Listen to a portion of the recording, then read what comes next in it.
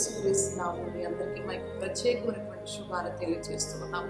బిడ్డలారా, మరి ఉదయకాలమే మరి దేవుని యొక్క మాట చేత మీ ముందుకు రావడానికి దేవుడు నాకు ఇస్తున్నటువంటి ఈ అవకాశాన్ని బట్టి నేను ముందుగా దేవుని స్తుతిస్తూ ఉన్నాను.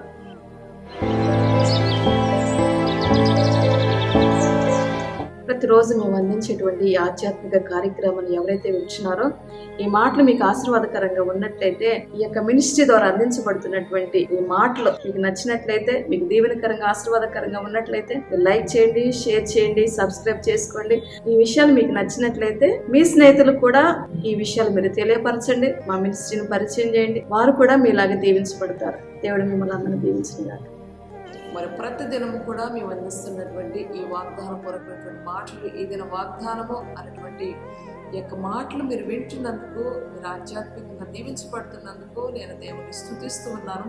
ప్రియులరా, మరి ఏ దినము కూడా దేవుని యొక్క మాటలు మనం చదువుకుందామా? రండి, దేవుని యొక్క వాక్యంలోనికి మనం వెళ్దాం. 2వ దినవృత్తాంతాల గ్రంథము 19వ అధ్యాయం 11వ వచనాన్ని మనం చదివినట్లయితే, ధైర్యం వహించుడి, మేలు చేయటికై యెహోవా మీతో కూడా ఉండు. చూడండి బిడ్డలారా, ఎంత చక్కటి మాట.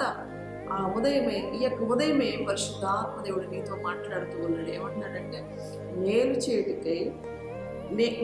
చేయటికై యెహోవా మీతో కూడా ఉన్నాడు అంటున్నాడు. ధైర్యం వహించుడి అంటున్నాడు అనమాట. బిడ్డలారా, నీకు మేలు చేస్తా అంటున్నాడు. ఈరోజు నీ పట్ల నేను కార్యం చేస్తా అంటున్నాడు అనమాట.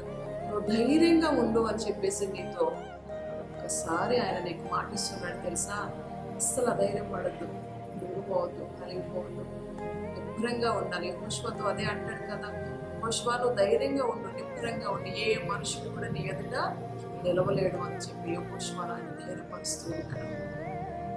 ఈరోజు నీతో కూడా ఆయన మాట్లాడుతూ ఉన్నాడు. ధైర్యంగా ఉండు అంటున్నాడు అనమాట. ధైర్యాన్ని కోల్పోయావా? అధైర్యంగా ఉంటున్నావా? మరి భయంతో బ్రతుకుతున్నావా? ఈ పరిస్థితులన్నీ నీ కళ్ళ ముందు కనపడుతూ నీ హృదయంలో భయముతో, వేదనతో నువ్వు ఉంచుకున్నావేమో. ఒకవేళ నీ మనసంతా కూడా కలవరము చేత నిండిపోయి, ఒక భయము చేత నిండిపోయి, ఆదరణ లేని వ్యక్తిగా, నెమ్మది లేని వ్యక్తిగా, అధైర్యంగా నువ్వు ఉంచుకున్నావేమో. ఆయన అంటున్నాడు, నువ్వు ధైర్యంగా ఉండు, నీకు మేలు చేయటికై నేను సిద్ధంగా ఉన్నానని చెప్పి ఆయన మాటిస్తూ ఉన్నాడు. బిడ్డ, నీకు నేను మేలు చేస్తా అంటున్నాడు.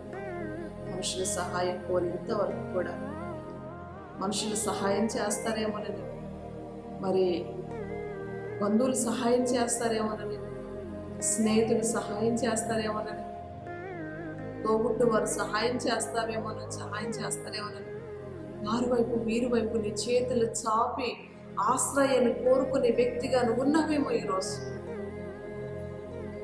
ఏ మనుషుడు కూడా సహాయం చేయరండి, దేవుడు మాత్రమే నీకు సహాయం చేస్తానని మాటిస్తూ ఉన్నాడమ్మా. నీకు మేలు చేయని ఉద్దేశిస్తున్నాను అంటున్నాడమ్మా. నీకు మేలు చేస్తా అంటున్నాడు అనమాట. అందుకే ఆయన వాక్యం అంటూ ఉంది, మనుషులను నమ్ముకోవద్దు, రాజును నమ్ముకోవద్దు అంటున్నాడు అనమాట. కనుక ఎవ్వరు సహాయం కూడా, ఎవ్వరు ఏ మనిషి కూడా మనకు సహాయం చేయరు. దేవుడు మాత్రమే నీకు సహాయం చేయరు. దేవుని వైపు చూస్తే ఆయన నీకు సహాయం చేస్తాడు. మేలు చేత నింపుతాడు, కృపతో నింపుతాడు, బలముతో నింపుతాడు, జ్ఞానముతో నింపుతాడు, అభిషేకంతో నింపుతాడు. ఆయన నీ జీవితంలో మేలు వెంబడి మేలు, కృప వెంబడి కృప, మహిమ వెంబడి మహిమలోనికి నేను ఆయన నడిపిస్తూ ఉంటాడు. ఆయన మనుషుల సహాయం కోసం మనం వేచి చూస్తే, మనుషుల యొక్క సహాయం కోసం మనం ఎదురు చూస్తే మన నిరుత్సాహమే మనకు దొరుకుతూ ఉంది. మనకు నిరాశ మిగులుతూ ఉంటుంది. తెలుసా, నిరాశ ఎదురవుతూ ఉంటుంది, నిరుత్సాహం ఎదురవుతూ ఉంటుంది, విశ్వాసం మనం కోల్పోతూ ఉంటాం, ధైర్యాన్ని విడిచిపెడతా ఉంటాం మనుషుల వైపు మనం చూసినప్పుడు. అదే దేవుని వైపు నువ్వు చూస్తే నీకేం కలుగుతుంది తెలుసా? ధైర్యం కలుగుతుంది. దేవుని వైపు చూస్తే నీకు నిరీక్షణ కలుగుతుంది. దేవుని వైపు చూస్తే నీకు విశ్వాసం పెరుగుతుంది. దేవుని వైపు నువ్వు చూస్తే నీకు నమ్మకం కలుగుతుంది. పిల్లరా, ఎంతవరకు ఒకవేళ వారి వైపు వీరి వైపు చూసి కురిగిపోయి విసిగి వేసారిపోయినటువంటి పరిస్థితుల్లో ఉన్నామేమో. ఈరోజు ఆయన నీతో మాటిస్తూ ఉన్నాడు, ధైర్యంగా ఉండండి, మేలు చేయని ఉద్దేశించున్నాను అంటున్నాడు అన్నమాట. జీవితంలో ఆయన మేలు చేస్తా అంటున్నాడు. ఏం మేలు దాచిపెట్టాడో నీ కొరకు, ఏ ఆశీర్వాదాన్ని దాచిపెట్టాడో ఆయన నీ కొరకు, ఏ అద్భుతాన్ని నీ పట్ల ఆయన చేయబోతున్నాడో నువ్వు ఎదురు చూడు, నువ్వు కనిపెట్టు, నువ్వు నిరీక్షించు. అలా నువ్వు విశ్వాసంతో ఉన్నట్లయితే ఆయన గొప్ప కృపతో నేను నింపి ఉన్నతమైనటువంటి కార్యాన్ని జీవితంలో ఆయన చేయబడి ధైర్యంగా ఉండు, నిపుణంగా ఉండు. దేవుని వైపు చూడు. ఈ మాటను విశ్వాసంతో నమ్ము. ఈ మాటను విశ్వాసంతో నీ హృదయంలో నీకు స్వీకరించినట్లయితే తప్పక నీ జీవితంలో ఆయన కార్యం చేయబడి ప్రార్థించుకున్నాను. ప్రేమ కలిగిన మా తండ్రి, నమ్మకమైన దేవుని కొన్ని చెల్లిస్తాను.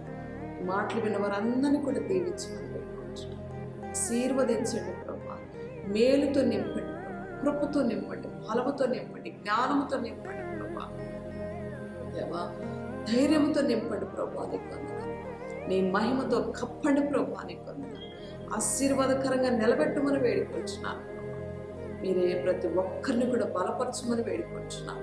ప్రతి ఒక్కరిని కూడా దీవించమని వేడుకొచ్చున్నాను. ఈ దినమంతా కూడా ప్రభా ఆశీర్వాదకరంగా చేయమని వేడుకొచ్చున్నాను. మీరే సహాయం చేసి మీ నామానికి మహిమ తెచ్చుకోండి. ఈ మాటలు విన్న ప్రతి ఒక్కరిని కూడా దీవించి ఆశీర్వదించండి. యేసు నామములో అడిగి వేడుకొచ్చున్నాను. ఆమేన్.